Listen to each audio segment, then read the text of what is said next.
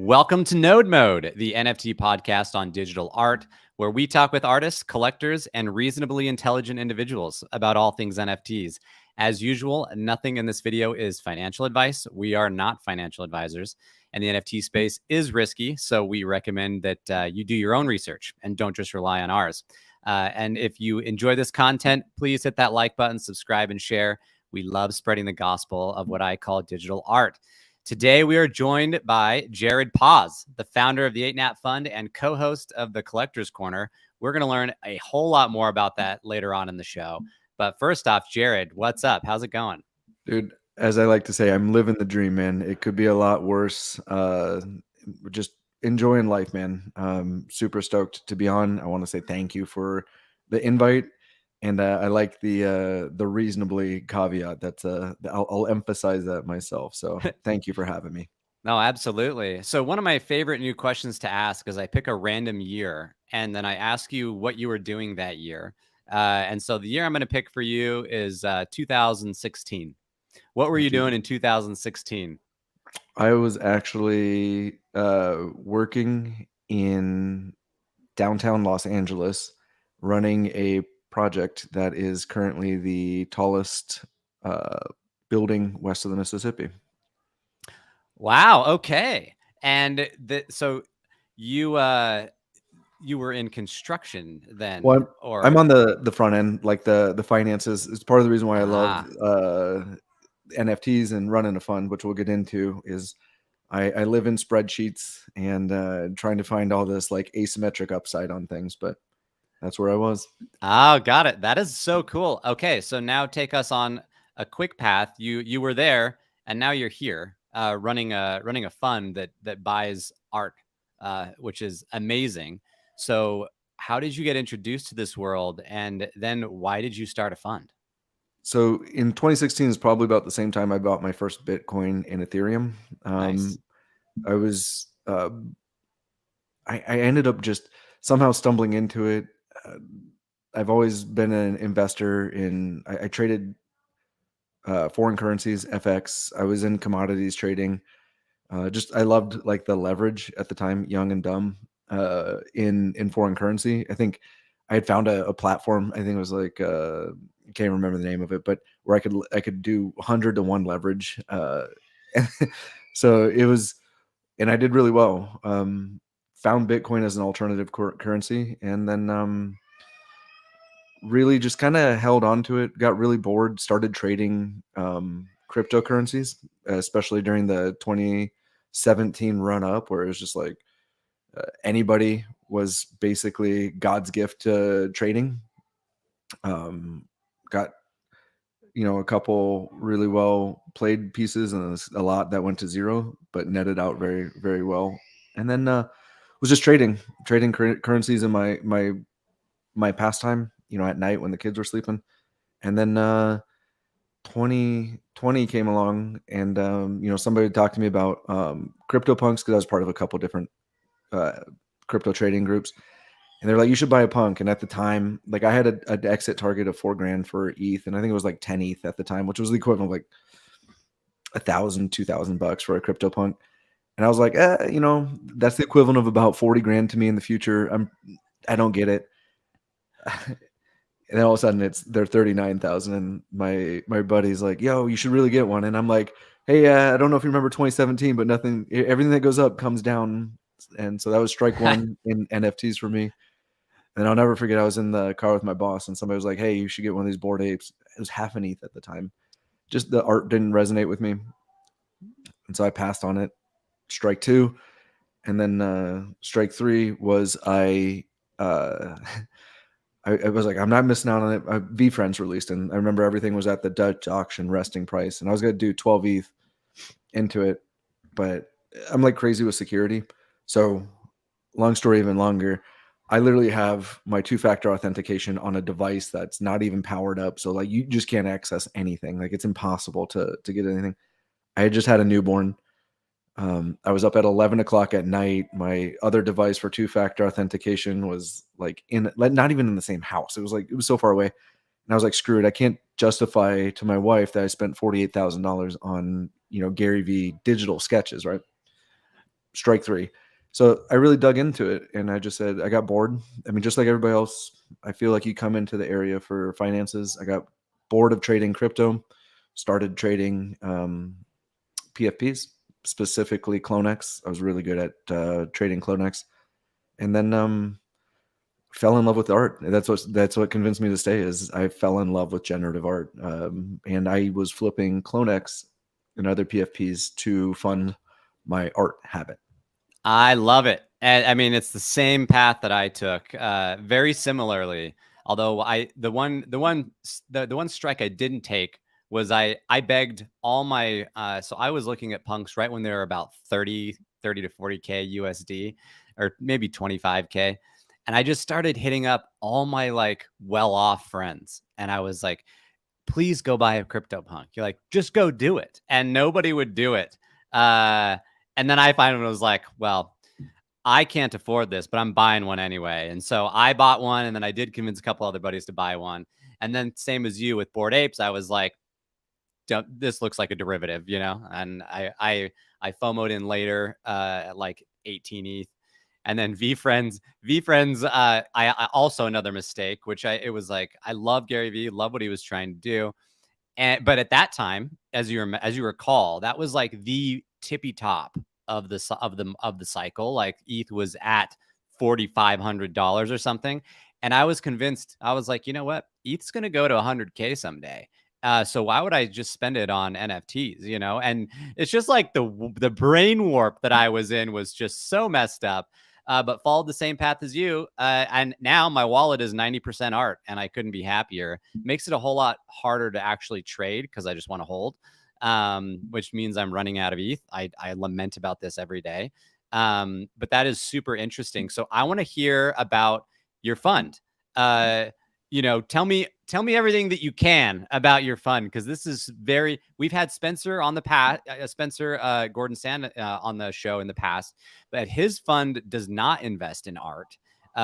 Specifically, he doesn't. And I think if I understand right, the 8NAP fund, you specifically invest in art. So I want to hear all about your thesis and how you operate this thing.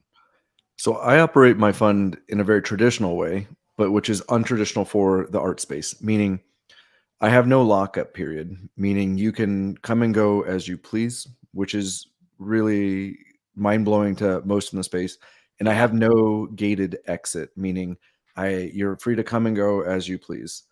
It creates a lot of accounting on the back end. That's an absolute headache for me. But my belief is I want to onboard as many people into the art digital asset space as possible. So I wanted to create as little barriers to entry as possible. I mean, there's a lot of good people out there running a lot of great funds. Lockup periods are 10 years. And, when I was talking, look, full disclosure, I paid a boatload of money to have a legitimate legal entity draft everything up. So it's fully compliant with everything. And when I was bouncing ideas off of them about the gated exit and the lockup period, they're like, well, what happens if there's somebody who, has these incredible returns and they need to go put a down payment on a mortgage? And I was like, you know what?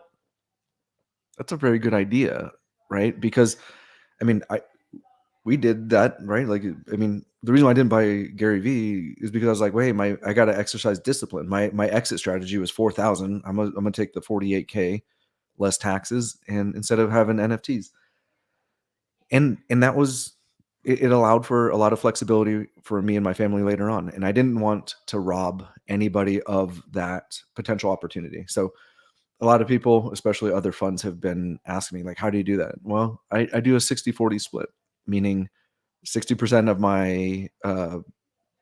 my fund is invested in, I'll call it longer term, 12 plus months.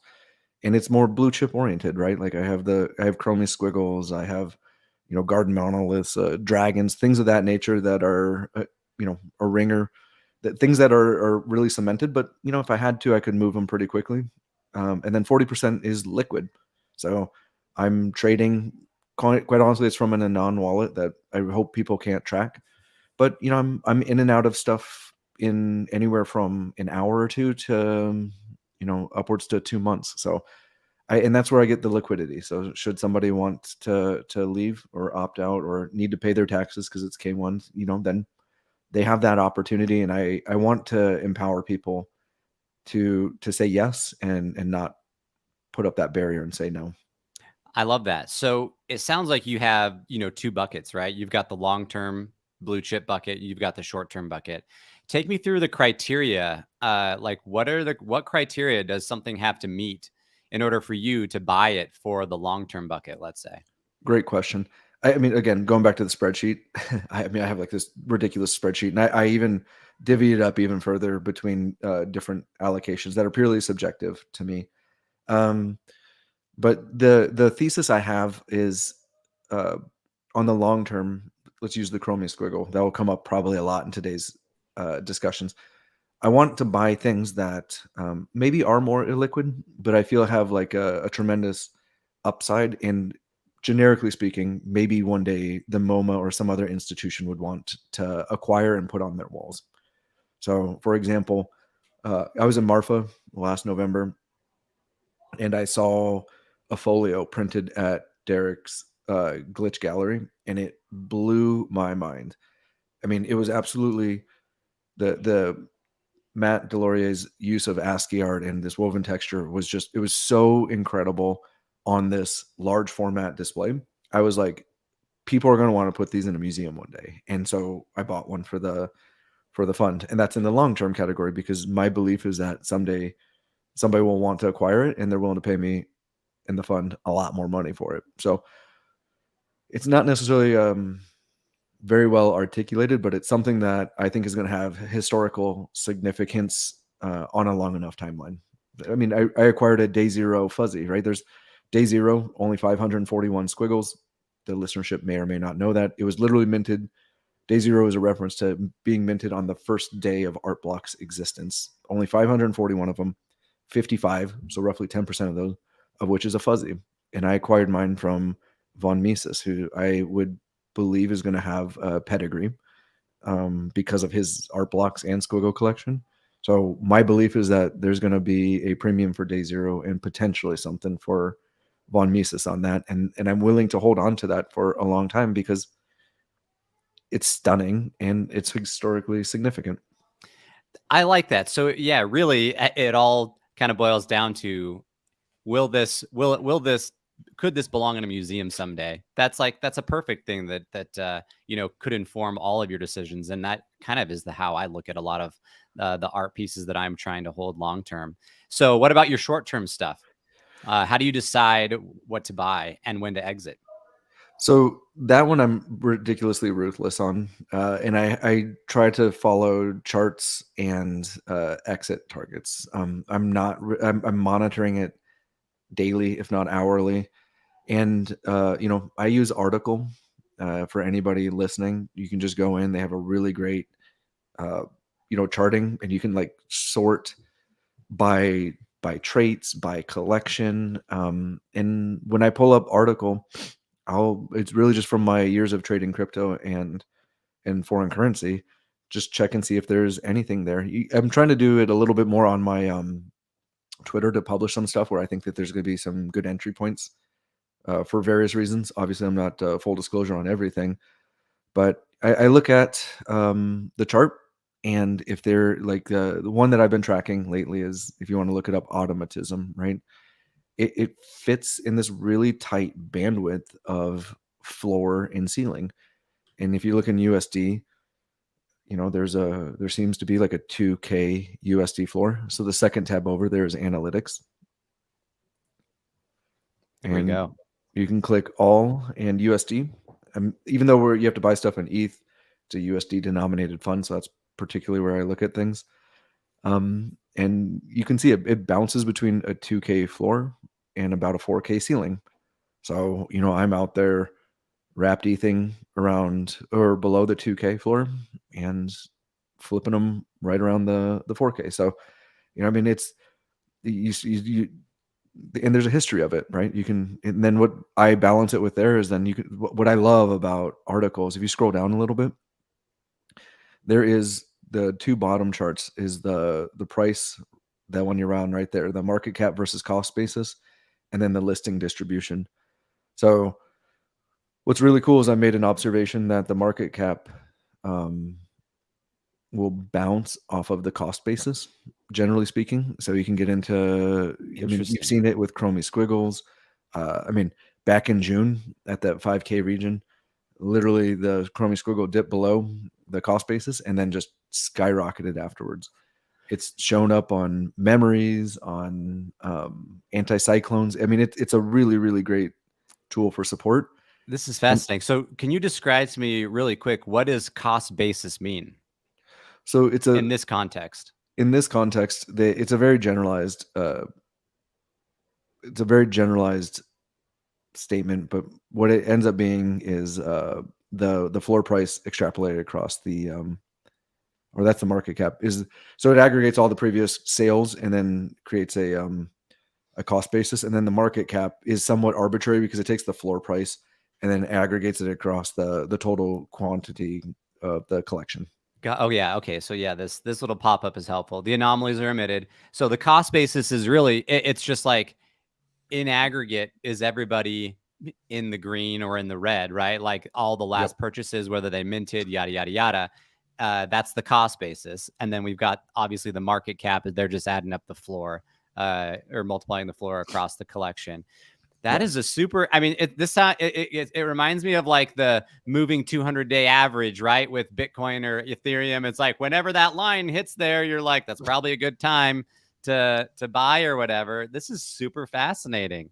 So you basically have taken the technical trader side of things, and you're saying, hey, I really can apply this to art. Which here's my big question on this is volume seems to be our problem on the art side. So how do you factor that into your decision making? It goes into risk reward, and that's part of the reason I'm glad you went here, because that's part of the reason I brought up automatism. Is if you go into OpenSea and you see the amount of sales, or there's even an activity tab in this, sales are not very frequent, right? And even if you look at instead of being on the 1 month of data, click onto the all. It's kind of like that little blue, right, yeah. And we'll flip all the charts over there, so you can start to see that the sales are not very frequent. And so I take that into my risk profile. Like, do I have, am I holding on to a whole basket of automatisms? No. I'm in and out, maybe holding 2 at most at any given time, knowing full well that this is the, in the basket of it could be anywhere from 4 to 8 weeks to potentially reach that. But last time I checked, if you can take it from $2,000 to $4,000 in 2 months, that's a pretty good return on your capital, especially if you can annualize it. So I do that. And then there's obviously some momentum trading, right? Like you've got, friendship bracelets, was a really great trade for me running up to the end of the mint, and that was a very liquid category. I mean, it was, and you can track it too, right? You can see the listings, the daily volume.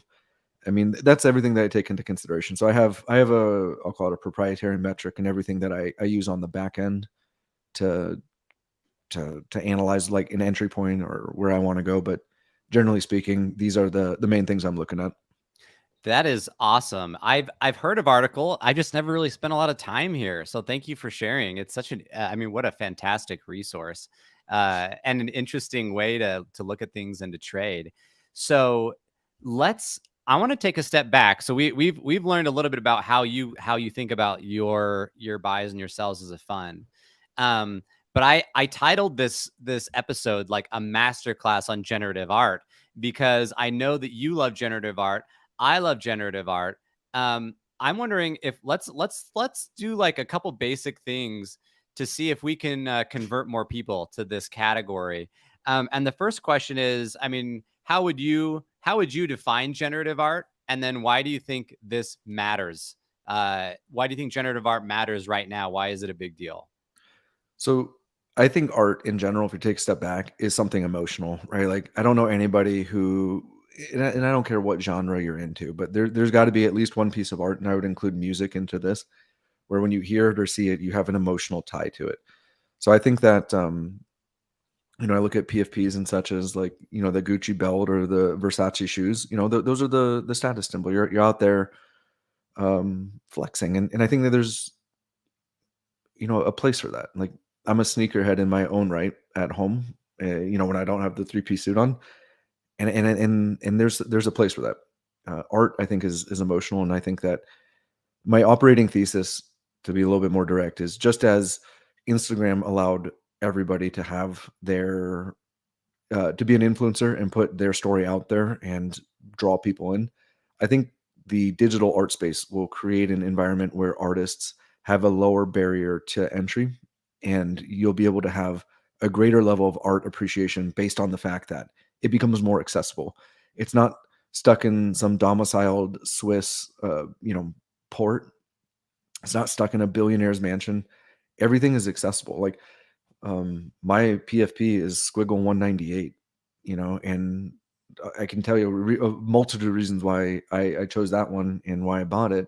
But the reality is anybody can enjoy it. Yeah, I may have a little hexagon on Twitter, but anybody who wants to display it in their house has the rights to do that. You can go to Infinite Objects and have it loaded onto an infinite object and have it in your house for a long time. You can have it run in the background, and I think that that's what's it's a democratization of art. And then the lower barrier to entry. I mean, what we know is William Mapon, a little over a year ago, released Dragons on FX Hash. It was something silly like 15 or 20 tes to buy, and now it's Oh gosh. I know, right? Like, I missed it too, dude. That Don't get me. hurts me. I missed it too, but like, there's an opportunity. Now there's 7,300 tes. I mean, it really rocketed Mapon's work. And I don't know anybody who wouldn't look at these and say, this is beautiful. There's an emotional connection. I mean, selfless plug. We launched we did actual podcast with Mapon on this and went through it, and to hear his story about, like, I mean, there's a palette called Mario Karty, right? Like, where his, like, experience as a child, he integrated the Mario Kart colors into it. Like, finding these, like, details out and then documenting it has been, like, a really fun journey. So, long-winded answer to say, the art, I think, will triumph over all, and everybody, in my opinion, has an emotional connection to art. And this is available to everybody,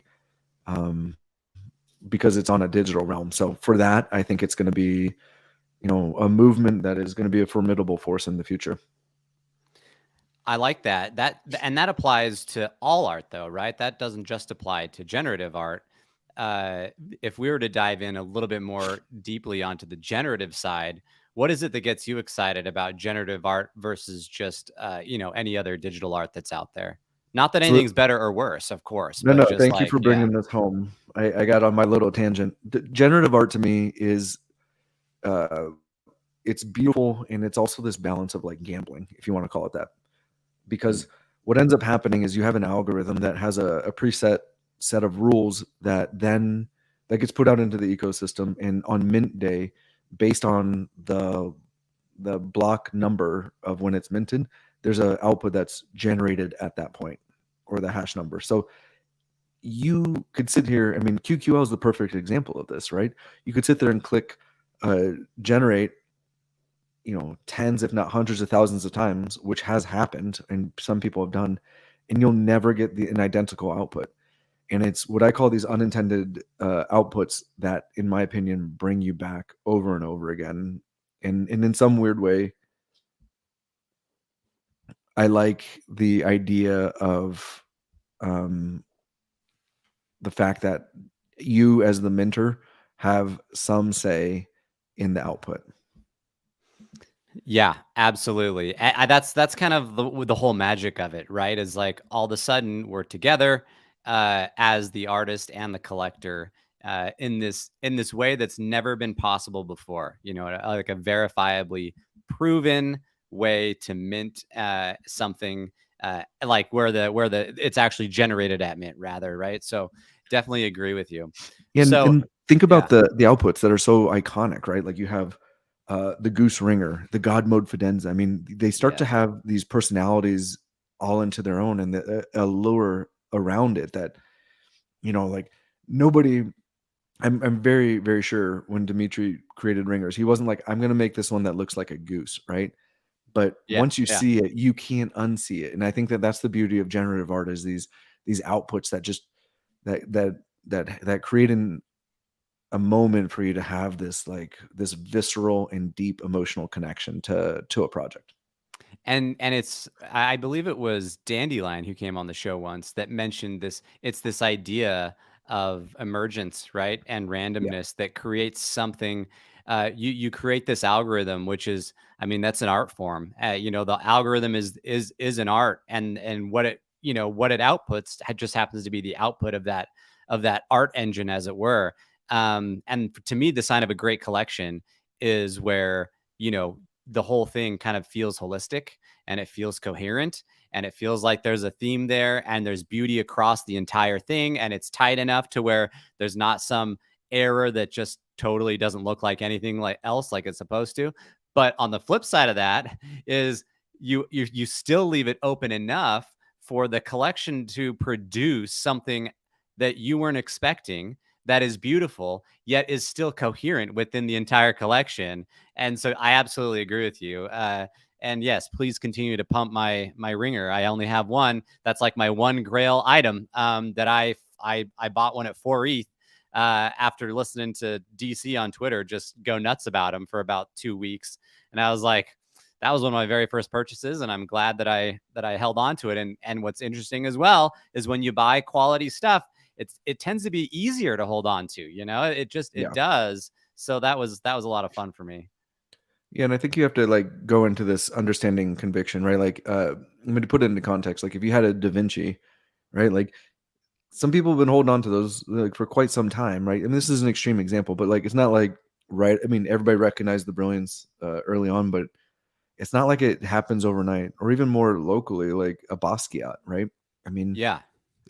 the 50-60 million dollar sales didn't happen when he was alive, right? Like obviously there's a short life, RIP, but the reality was is that like it takes time, there's appreciation. So one of the things I love about art is not only do you get to enjoy it, but I mean, Derek from Collab Currency just penned or digitally penned one of the best articles I've ever read. And like Oh, literally I just sent it out to all my LPs it's like a about like manifesto. Yeah. Anyone that has not read that. In fact, I should try and pull that up here on Twitter because it is next. So it's Derek EDWS. I don't know his last name. I don't know anyone's last name. Like as we were talking, as we were chatting earlier, I'm like, yeah, you're Jared Paz on Twitter. This is Derek. Um, Everybody should read this piece from Collab Currency. It is it'll get you excited. That's what I'll say. And it feels very important for people to understand that this is why we're doing what we're doing. he very articulately put what I thought was amazing, and it was art's a store of value, and it has been his. Yeah, I think I lost you for just a sec, but yeah, you were saying that like art is a store of value and it has been, and his one of his like leading lines is that we used to be able to just only do this physically, and we're storing it digitally, which obviously we've been saying this forever, but the way that he puts this is incredibly convincing and inspiring.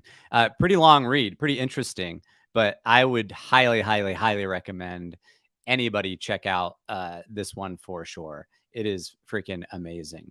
So, okay, we talked about and Derek, by the way, just absolute legend. I'm certainly gonna ping him to get him on the show sometime. But I want to switch gears here and let's get into a little bit more current market talk and maybe a little bit about some of your favorite collections and why. I always like to learn about what people love and why they like them. So why don't we start with collections that you why don't we do this? Underrated collections, in your opinion, that you absolutely love. This is gonna sound kind of crazy, but I think Squiggles is underrated. I think when you look at the impact that um, Eric, who's known as Snowfro, has had on the space. I mean, my bags are oriented towards this, but I think he is going to go down as, if not the highest, one of the highest and most influential individuals in this space. I think that when you look at Squiggles, I think it's at like a 14.5 ETH floor, 10,000 pieces, versus a punk. And again, I'm not saying that it's not a 1-to-1, but it just seems like an asymmetric bet there on on a blue chip piece. So, and I think the You charts know, would say that also. this is one of my biggest regrets is I had a squiggle. I bought it for 7 ETH and it stayed there for like a year. And then it would like run up slightly, and then there would just be this crazy sell pressure every time. And you probably know what was happening, but it just feels like there was just some whales out there, and I think there still are, if we're being honest, people that own a lot of freaking squiggles. And so they just kept selling into that pressure. And I was sick of this game, and I felt like I was getting manipulated. And I finally capitulated and sold it. And now I deeply, deeply regret it because I have at the moment 9 ETH available, and that is not enough for a freaking squiggle. So I'm like, I need to get a squiggle back. And this is not helping because both you and so many people have said this on the podcast. Zeneca actually put it really well. Zeneca said, he's like, well, squiggles are the CryptoPunks of generative art. So he's like, yeah, they're underpriced. Like they're for sure underpriced. And this hurts me inside. I'm trying to offload some other things, so in order to get to there. So very interesting point that you bring up. Yeah, and don't get me wrong, it's a tough entry point. I mean, at 14.5 ETH, that's 20 grand, 22 grand for most people. So it's not accessible to most people. I mean, 14.5 ETH is a lot of money, but I do believe, again, on a long enough timeline, there's a really good. My bet is that squiggles will outperform in ETH value, meaning it will appreciate in ETH terms, and as ETH appreciates, it's going to be a really good asymmetric bet.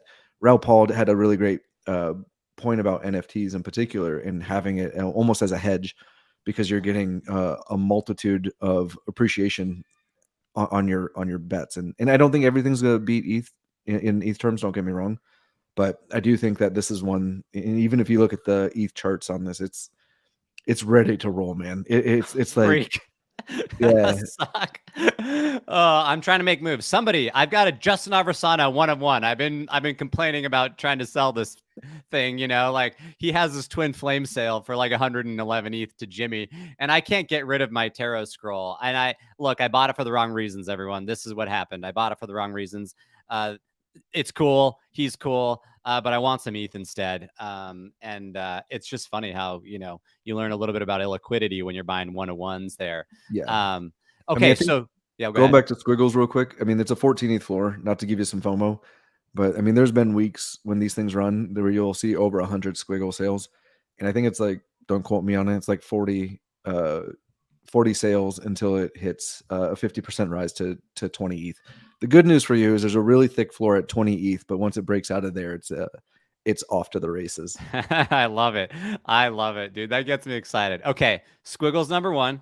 What would you put as your number 2 most underrated collection that you love? I'm gonna go with Bright Moments right now. Oh, But okay. going back to highly illiquid, I think that there's just some incredible art over there. And when we get far enough out on a timeline where the platform is irrelevant, it's just an artist and their art, I think you're going to see some of these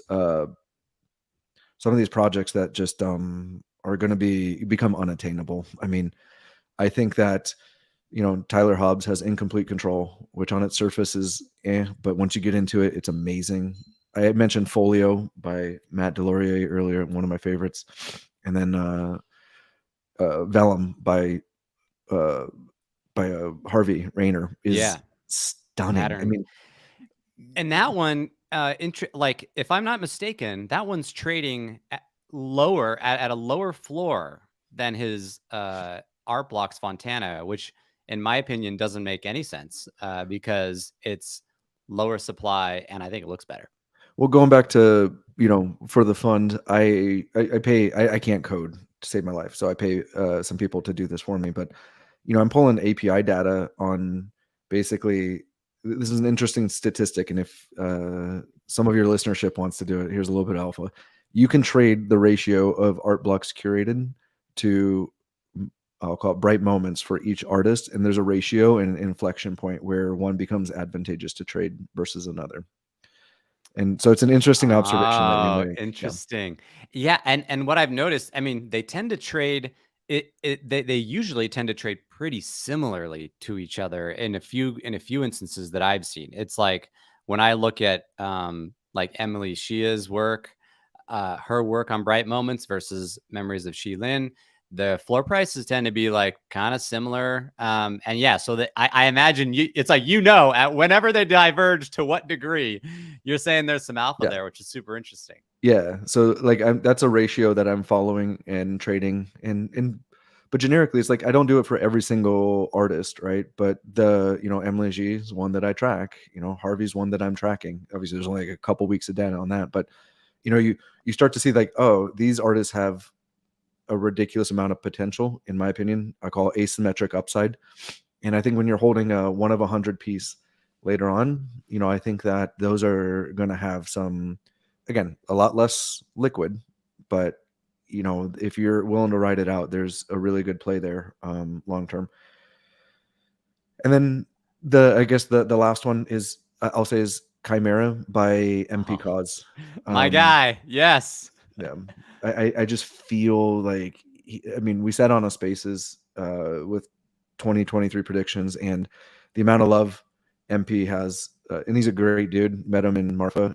There's a incredible opportunity and upside. I totally agree. So I'm trying to get this pulled up. OpenSea, of course, is just not functioning. Never lets me actually go to the screen that I want. So I'm doing it on Art Blocks, which is probably better. But I maintain that Chimera by MP Cause is the most underrated Art Blocks curated collection of all time. I think it's absolutely gorgeous. And I've got a bag. I only own one. But these are still in a very affordable range, and they look so awesome. And it's like this tribute to the old still life, kind of category, but it's got this beautiful movement. And the way that it looks like these brush strokes are actually happening. I mean, I cannot, yeah, dude, totally agree with you on Chimera. What a cool collection. And it's kind of, it's maintained in one of those really interesting ranges that I'll say, which is like a sort of around 2 ETH to 4, like 1 to 4 or 2 to 5 ETH. And I feel like collections in that range are very interesting to me, because I almost feel like there's a lot of potential for a lot of them, because they've established a base, It's also hard for them to break out. I mean, you start to notice, and I'm tracking this too, like there's certain, we touched on it kind of with automatism, even though that's not curated. Like there's certain breakout thresholds, and then like there's ceilings almost to collections. And Chimera, I feel, is one that is stuck in that range. It will have its moment. Again, one of the limitations of OpenSea, you can't see the animation. My core ethos is, if you're willing to invest on a long enough term or timeline, these motion related or animated pieces will have its time in the sun when the technology catches up to them. I mean, this is so, like, it just looks like a still of a impressionist type of work, and it's so much more than that. And I think that's why it's grossly underrated, is as MP Cause really starts to move up in his, I'll call it, appreciation and collectorship, you'll start to see like some crazy movement in these. It's just a matter of time, in my opinion. Obviously it's but there's a lot of potential there. I love it. I love it. What do you think about this? So I've been toying around with this idea that every artist, they only get one Grail collection. You know what I mean? It's like you get one Grail collection, and Tyler Hobbs, it's Fidenza, and Dmitry Cherniak, it's Ringer. So it's Ringers. So if you like, I'm always like, oh, but their next collection could be really cool. It has lower supply, and yet we still see some of these other collections from artists struggle to get to a floor price even close, maybe to their Grail collection. How do you think about that if you're looking at an artist? Am I crazy to think that that's the case, or do you just kind of accept that there will forever be a discount to the Grail collection if an artist keeps releasing work? I mean, you could look at, there's outliers, right? Like Matt Cain, and then Matt Delorier. I mean, Subscapes is his curated, Meridians is his, presents. Well, what isn't presents now? So yeah, I think that you're going to see we're still early, right? Like, I mean, how old is Fidenzas? Like, Screens just celebrated 1 year. Fidenzas are a little over a year. I mean, year and a half, 2 years. So it's like I think when you put it into perspective, NFTs, it feels like they can only have one, but I think that you'll be surprised, and that's where you're going to see the differentiation between artists that are like, I don't know how to put this politely, but like really class A artists is when they can consistently deliver. And I look at Matt Deloria as a very underappreciated artist. I mean, what he did with Folio, Meridians, Subscapes, I mean, these are bangers one after another. I mean, even Dimitri, Light Years. I mean, I think that a 20 or 20/80th floor relative to a ringer is still an underappreciated thing. But you just have to realize going into it, it's not going to be very liquid, right? I mean, Kevin Rose just floored his beige background ringer because he wanted liquidity. Like when you start getting into these arenas, it's not going to be a lot of people doing it. So I agree. It's the 80/20 rule to me. I think 80% of what you said is correct. I think there's going to be 20% of the artists that surprise us. And even looking at the Grails 3 release from Matt Cain, the dude's just next level, man. I mean, I've listened to his Proof podcast probably a dozen times because he's such a next level thinker. I think there's individuals who will surprise us. So I think you're right for the most part, with an asterisk, and it's kind of a cop out, but I think there will be people who do it multiple times. That would be cool. I was thinking of Dmitry Cherniak's Light Years drop specifically as well, because it is such a gorgeous drop. Did a beautiful job in the marketing of it, in the documenting of it, and the thoughtfulness behind it. And I think they look freaking amazing. It's like those things you talk about what could be put in a museum. A set of ringers, I'm like, it's hard to get better, hard to beat a set of ringers in a museum. I just think would just look so good.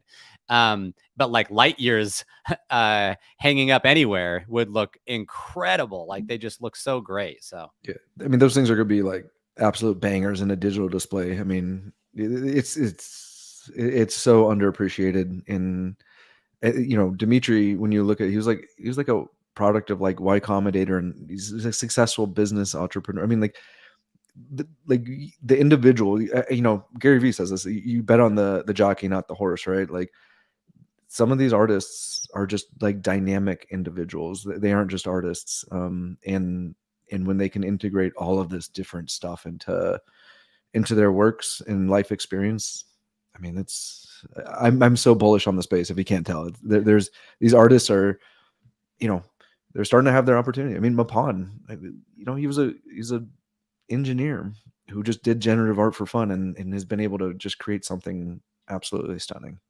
oh yeah, totally. I couldn't agree more. I remember at VCon listening to Tyler Hobbs and Snowfro talk, and I was like, those two are the smartest guys in this building. Out of everything I listened to, the entire VCon.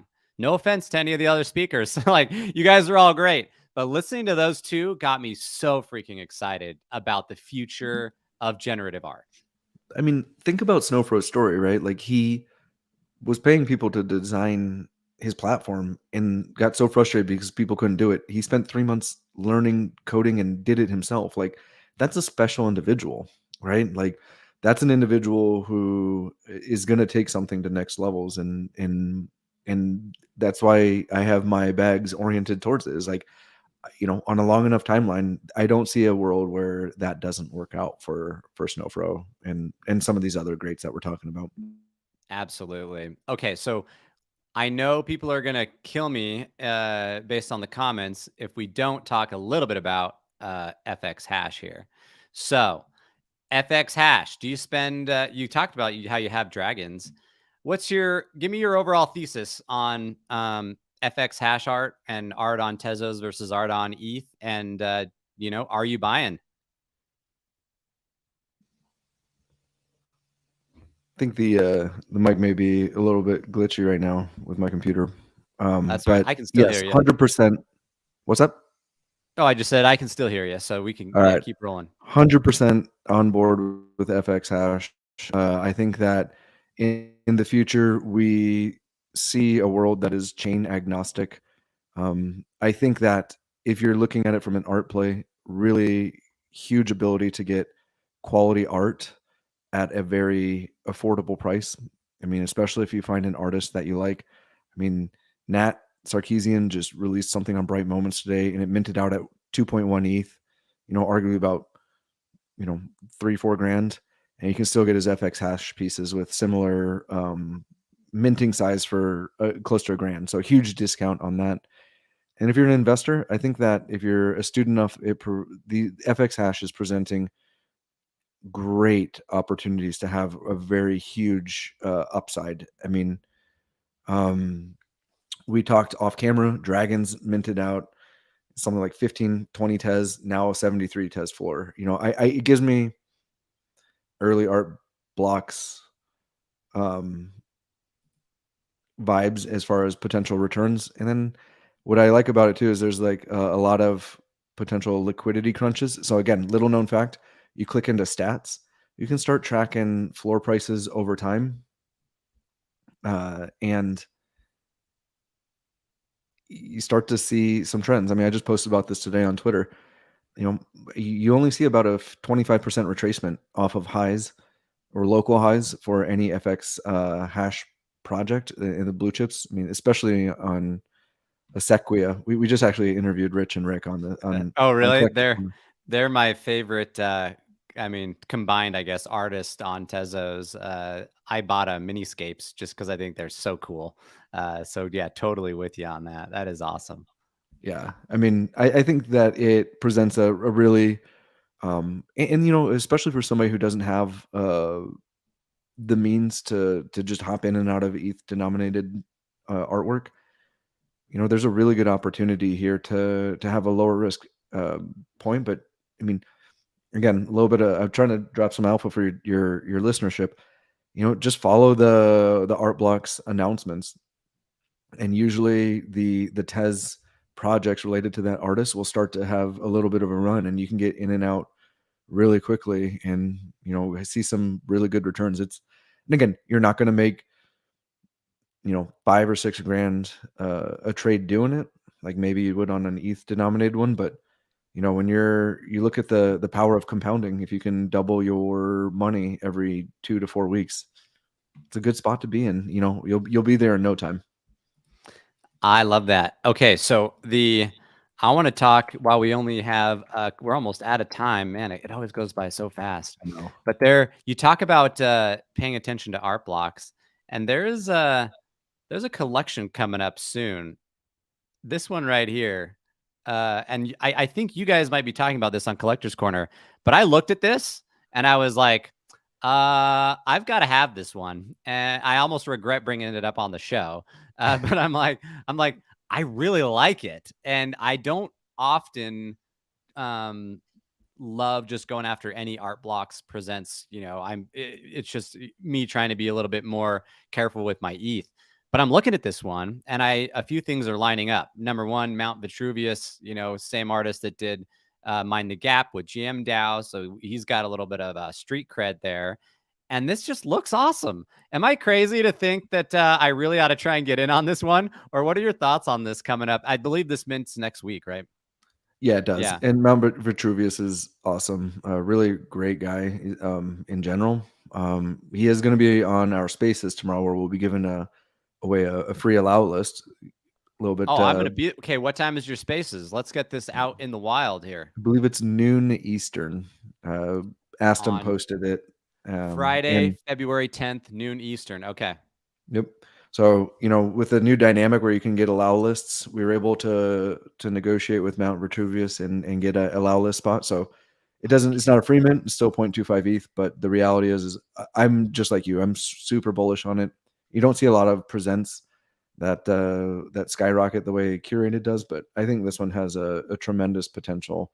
Even if you go through like the render generator, in a lot of the stuff that's been even teased by MV has been really, really stellar. So yeah, I'm 100% on board with this one. I mean, look at that. That's beautiful. It looks so cool. It looks so cool. Shout out to All Nick, the owner of the Nifty, who, that's this show is under their banner. Good old Nick was like, I was telling the morning show, the NFT morning show, how much I loved, and I was excited about this piece, this mint coming up. And Nick was like, this reminds me of drawing lines in my notebook in middle school. I was like, dude, good luck, dude. Okay, everyone has their own opinion, so just had to throw Nick under the bus there. We got Brian Brinkman in the chat, by the way, who's a great friend of the show. He's like, wait, we can negotiate for Alalis. I need in on this alpha. Yeah, man, let's do it. We just got to Brinkman. Let's all figure this out. You know, you've got Brinkman's probably got the best network of all of us. So yeah, dude, keep chatting with these artists. They'll hook you up, man, for sure. I love that. I love that idea. Okay, so you're a fan. You're a fan of the Mount Vitruvius drop here coming up, and I love that he called it Render's Game. That is so cool. I mean, Ender's Game is one of the best sci-fi books of all time. So this one has my heart. I really hope I don't just FOMO in at the top, but here we go. And they again, you know, going back to the previous statement about FX Hash, MV has a drop, shapes on a plane, I believe, on FX Hash. You know, to me, this is quality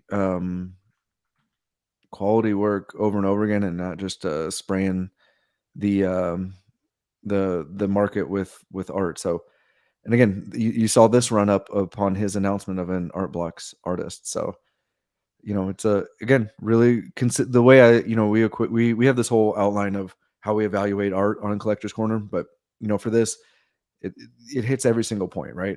Consistent artist, great artwork. The variability throughout a project gives you enough to see what the outputs could be, and I believe it's all scaled appropriately. So huge fan of Render's Game. Oh, great! I'll be playing the secondary on that one. Yeah, that makes more than one of us, and it looks like it's a smaller. You know, it's not like a huge collection size either. So, should be really interesting.